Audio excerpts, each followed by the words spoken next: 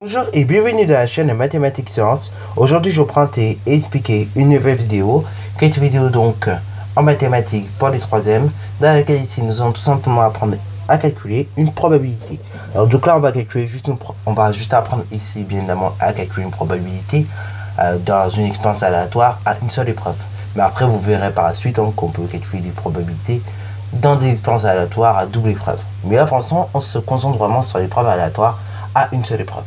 Alors bon, je vous assure tout de suite, là le truc c'est tout simplement de savoir calculer une probabilité. Donc là, bon, c'est bien connaître éventuellement le vocabulaire, parce que le vocabulaire il peut tout simplement revenir, ok. Donc du coup, on va prendre un dé, voilà, donc on va prendre ce dé là, et donc on aimerait déterminer la probabilité d'obtenir le chiffre A et de déterminer un nombre pair, ok. Voilà, donc c'est le but de cet exemple là. Donc là, je vous laisse mettre la vidéo en pause éventuellement pour essayer de réaliser cet exemple. Puis après, nous allons tout simplement corriger. Bon, alors je vous rassure tout de suite, ici il s'agit d'un des classiques. Donc des classiques qui a comme issue 1, 2, 3, 4, 5 et 6. Ok. Donc c'est un des classiques 6 faces, comme vous connaissez bien. Et donc justement, on aimerait déterminer quelques probabilités. Donc la probabilité d'obtenir un chiffre 1, puis un nombre pair. Ok. Donc d'abord, on va déterminer la probabilité d'obtenir le chiffre 1, ok. Bon, on aurait pu très bien aussi vous demander vous-même de déterminer les issues de cette expérience, mais évidemment, ça sera un peu facile. Alors du coup, déterminons la probabilité d'obtenir le chiffre 1. Donc, la probabilité d'obtenir le chiffre 1, c'est la suivante. Alors là, nous sommes dans une expérience un petit peu particulière, puisqu'en fait, vous avez donc 6 faces, numérotées de 1 à 6.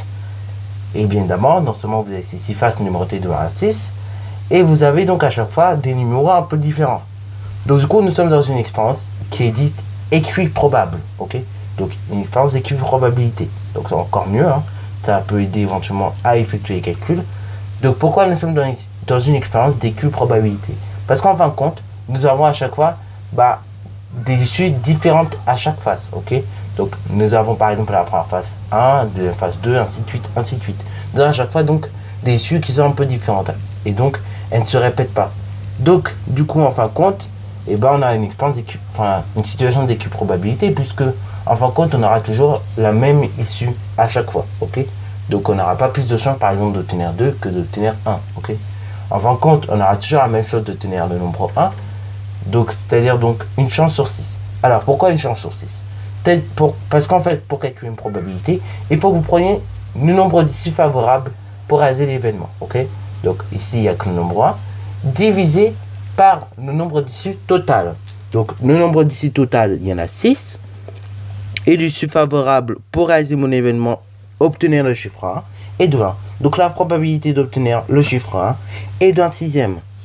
Alors maintenant, donc calculons la deuxième probabilité, qui est d'obtenir un nombre pair. Donc là pareil, on rappelle, pour calculer une probabilité, on prend le nombre d'issues favorables à l'événement divisé par le nombre d'issues total. Donc le nombre d'issues total, ça va pas changer, c'est un dé, il y en a 6. Par contre, le nombre d'issues favorables à l'événement, là il y en aura un peu plus. Alors ici on voudrait obtenir un nombre pair. Donc les nombres pairs, je rappelle, 2, 4, 6, 8, 0, ainsi de suite, ainsi de suite. Voilà, donc là sur un dé, vous aurez donc comme nombre pair 2, 4 et 6, ok. Donc là, pourquoi 2, 4, 6? Parce qu'en fin de compte, vous aurez comme nombre total 1, 2, 3, 4, 5 et 6. Et parmi 1, 2, 3, 4, 5 et 6, vous avez seulement 3 chiffres qui seront pairs.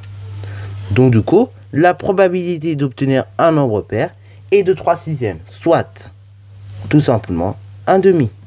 Alors, très important aussi en probabilité, vous verrez, c'est bien de simplifier les fractions. Comme ça, moins on comprend, ok. Et un demi, on peut même l'exprimer en pourcentage. Ici donc, ça fait tout simplement 50%. Ok.